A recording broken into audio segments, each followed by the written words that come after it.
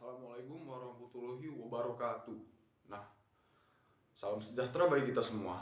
Pertama-tama saya ingin mengucapkan terima kasih kepada Bapak Agus Edi Rangkuti yang telah membimbing saya selama melaksanakan praktik kerja lapangan ini hingga sampai ke tahap presentasi ini. Perkenalkan, nama saya Jordan Alexander Marbun dengan nomor induk mahasiswa 1805092046. Nah, di sini saya akan mempresentasikan hasil dari praktik kerja lapangan saya di Witel Medan selama 3 bulan. Nah, pertama-tama kita akan masuk ke dalam poin latar belakang praktik kerja lapangan. Setiap mahasiswa di Politeknik Negeri Medan wajib melaksanakan praktik kerja lapangan, apalagi di prodi administrasi bisnis, yaitu dengan waktu selama 3 bulan. Nah, kenapa dilaksanakan selama 3 bulan atau kenapa dilaksanakan praktik kerja lapangan di Politeknik Negeri Medan? Ya, ini dengan tujuan bermaksud mempersiapkan si mahasiswa dalam terjun ke dunia kerja sehingga mahasiswa memiliki bekal dalam dunia kerja.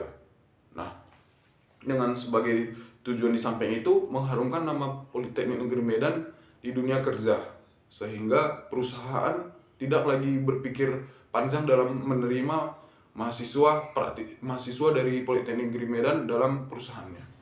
Nah, sebelum itu kita harus mengetahui dulu apa itu pengertian dari praktik kerja lapangan. Nah, praktik kerja lapangan atau sering kita sebut PKL singkatannya adalah merupakan suatu program yang dilakukan mahasiswa dalam tujuan untuk mempersiapkan dirinya memasuki dunia kerja. Nah, PKL atau praktik kerja lapangan di Polmed sendiri sudah dilaksanakan setiap tahun. Nah, di setiap tahun ini Politeknik menjalin kerjasama yang baik bagi perusahaan-perusahaan yang dilakukan oleh mahasiswa dalam praktik kerja lapangan. Nah, berarti Politeknik Negeri Medan sudah memiliki banyak channel dalam perusahaan. Di sini Politeknik Negeri Medan juga bertujuan baik dalam melakukan praktik kerja lapangan bagi mahasiswanya. Nah, jadi sebagai mahasiswa kita seharusnya bersyukur atas program yang diberikan oleh Politeknik Negeri Medan kepada kita mahasiswanya.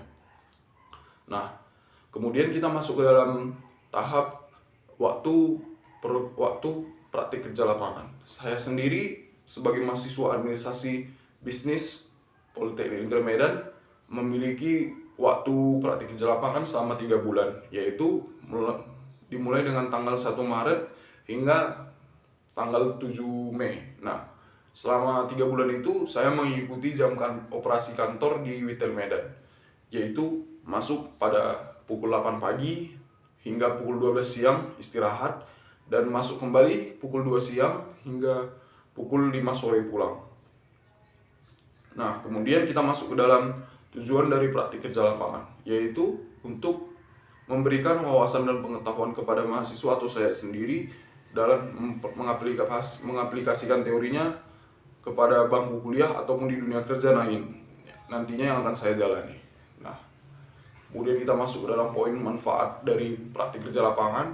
Yang pertama, manfaat bagi mahasiswa atau bagi saya sendiri, yaitu saya memiliki pengetahuan wawasan dari praktik kerja lapangan tersebut. Yang kedua, saya dapat berkomunikasi dengan lebih baik karena sudah dilatih komunikasinya di kantor dengan sesama karyawan ataupun dengan pelanggan. Nah, yang ketiga, saya menjadi punya persiapan dalam terjun ke lapangan ke dunia kerja nantinya. Jadi saya tidak perlu gugup lagi karena saya sudah pernah menjalaninya di lewat praktik kerja lapangan ini. Nah, kemudian manfaat bagi Politeknik Negeri Medan yaitu satu, terjalinnya hubungan yang baik antara Politeknik Negeri Medan dengan perusahaan Witel Medan. Yang kedua, meningkatkan SDM mahasiswa Politeknik Negeri Medan terkhususnya administrasi bisnis. Yang ketiga, hubungan baik antar Politeknik Negeri Medan dengan mahasiswa. Nah, manfaat untuk Witel Medan yaitu yang pertama, Witel Medan mengetahui bagaimana SDM yang disediakan oleh Politeknik Negeri Medan yang pertama, dan yang kedua, para pegawai terbantu oleh mahasiswa Politeknik Negeri Medan. Nah, yang ketiga, menjalin kerjasama antara perusahaan dengan Politeknik Negeri Medan. Kemudian pada visi misi perusahaan. Nah, yang pertama visi perusahaan yaitu be the king of the digital in the region. Nah, yang berarti menjadi raja di dunia digital di regional sekitarnya. Yang pertama, menjadi raja di udara, yaitu melalui produk Telkom yang bernama Telkomsel. Nah, kemudian menjadi raja di wilayah darat dengan kata lain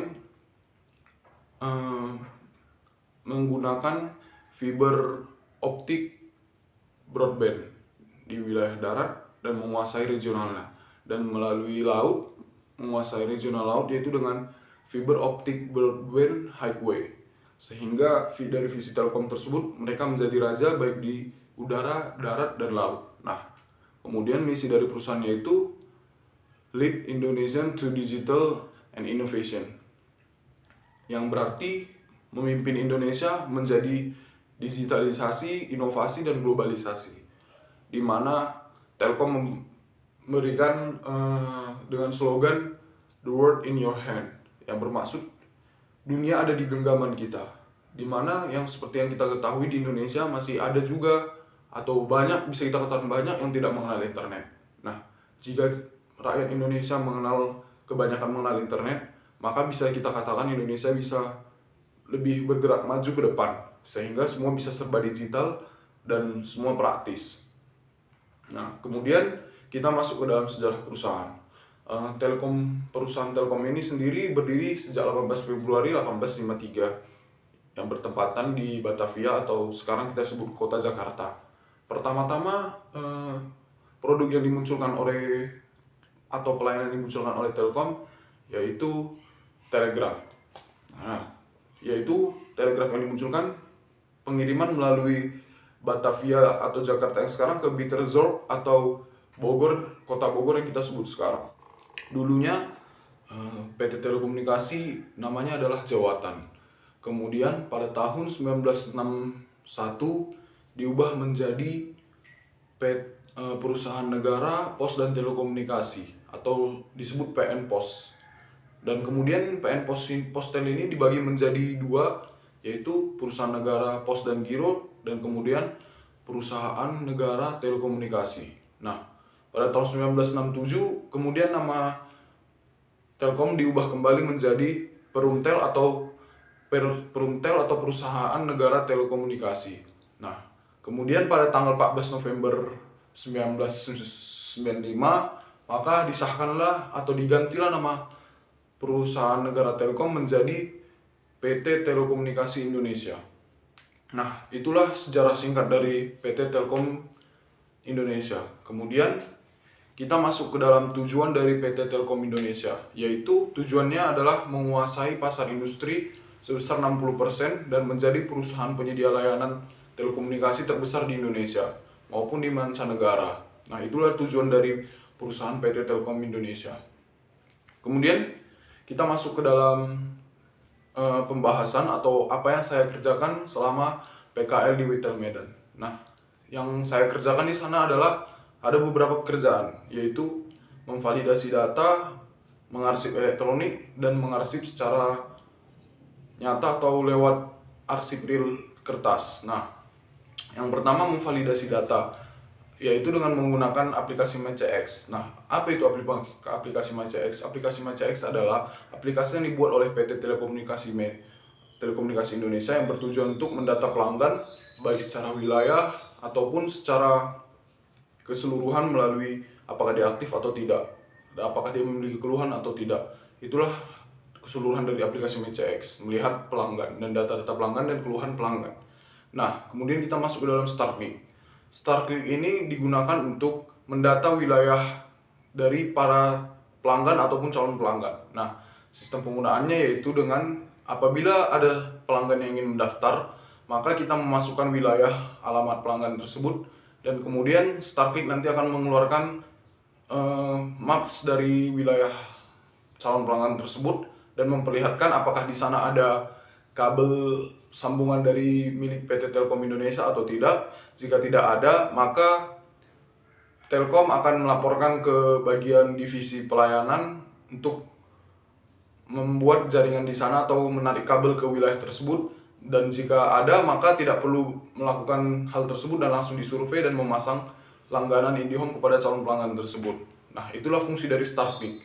Nah, kemudian pengarsipan secara digital. Kami mengarsip secara digital yaitu dengan cara mengambil arsip yang berbentuk kertas atau secara real, dan kemudian kami men-scan-nya menggunakan smartphone kami, dan setelah kami men-scan-nya, kami akan membuatnya menjadi satu file PDF, menggabungkannya yaitu dengan nomor pelanggan, alamat pelanggan, nomor KTP pelanggan, dan layanan-layanan yang diberi pelanggan, dan nomor pelayanan pelanggan.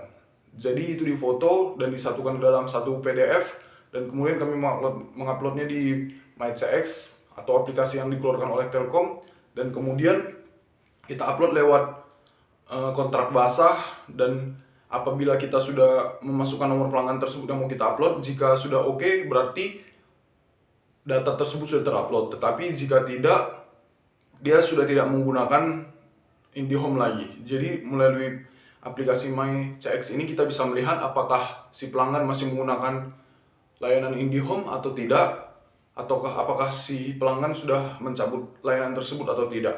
Kita bisa melihat berapa lama dia sudah menggunakan IndiHome, dan berapa lama dia sudah mencabut IndiHome, dan berapa lama dia sudah menunggak bayaran IndiHome. Nah, jika dia sudah menunggak bayaran IndiHome, maka IndiHome memberikan waktu 15 hari untuk dia membayar tagihannya ke tempat biasa dia membayarnya, yaitu baik Indomaret, Alfamaret, ataupun bisa dari layanan 147 ataupun melalui transfer rekening. Nah, dan jika dia sudah melewati tanggal 15 hari tersebut, maka dia akan dikenakan denda sebesar 10% per harinya. Oleh karena itu, itulah konsekuensi yang diberikan Telkom kepada pelanggan yang melanggar aturannya. Nah, kemudian tugas saya yang ketiga yaitu mengarsip secara real, atau mengarsip data-data yang sudah di-scan kembali ke lemari, yaitu dengan menyimpannya dengan baik sesuai dengan tata arsip yang benar, yang sudah disesuaikan oleh PT Telekomunikasi Indonesia Witel Medan. Nah, itulah beberapa pekerjaan yang saya lakukan di Witel Medan, yaitu menangani aplikasi MyCX-nya. Kemudian kita masuk ke dalam kesimpulan dan saran. Yang pertama, kesimpulan. Aplikasi MyCX adalah aplikasi dari customer care yang berguna untuk mendata pelanggan. Yang kedua, validasi data ini merupakan bagian kecil dari pekerjaan unit customer care. Yang ketiga, dengan adanya StarClick, maka IndiHome atau PT Telkom terbantu dalam mendata wilayah-wilayah dari pelanggan dan calon pelanggannya. Dan yang keempat, MyCX dapat mendata apakah si pengguna masih menggunakan Telkom atau menggunakan IndiHome atau tidak. Nah, saran dari saya yaitu saya mohon kepada PT Telkom semoga servernya tidak down lagi, dan yang kedua dalam recheck data yaitu dengan teliti sehingga tidak ada perbandingan antara data lain dan data pelanggan dan data yang lainnya. Jadi data-data tersebut tidak tercampur, dan kedepannya bisa memilah data pelanggan dengan baik. Terima kasih. Inilah hasil dari presentasi saya atau hasil pekerjaan lapangan saya selama 3 bulan di PT Witel Medan. Saya ucapkan terima kasih.